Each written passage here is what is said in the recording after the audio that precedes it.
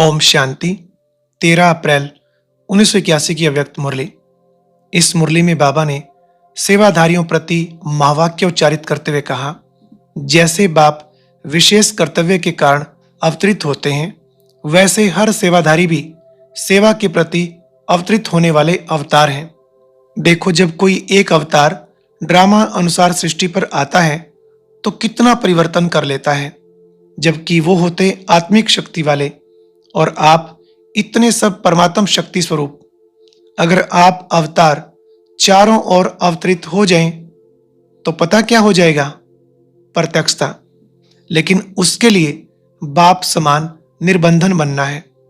जैसे बाप शरीर का लोन लेते हैं लेकिन बंधन में नहीं आते, जब चाहे आए और जब चाहे चले जाएं, ऐसे ही सब सेवाधारी अपने शरीर के स्वभाव संस्कार के बंधनों से मुक्त बनो। जब चाहें जैसे चाहें वैसा स्वभाव संस्कार अपना बना सको। फिर बाबा ने कहा, कई बच्चे सोचते हैं कि हम तो जन्म मरण के चक्र के कारण शरीर के बंधन में हैं। तो बाबा ने कहा, अब तो शरीर आपका है ही नहीं। जब मर्जीवा बन ही गए तो शरीर किसका हुआ? बाप का हुआ ना। फिर बंधन आपका कहां से आया? तन मन धन तीनों अर्पण किए हैं ना, या सिर्फ 2 को अर्पण किया है? फिर बाबा ने एक बिल्कुल नई बात सुनाते हुए कहा कि स्वयं को परम धाम से अवतरित हुई आत्मा समझकर कर्म करो, अर्थात मूल वतन की स्थिति में स्थित होकर ऊपर से नीचे आओ, नीचे से ऊपर नहीं जाओ।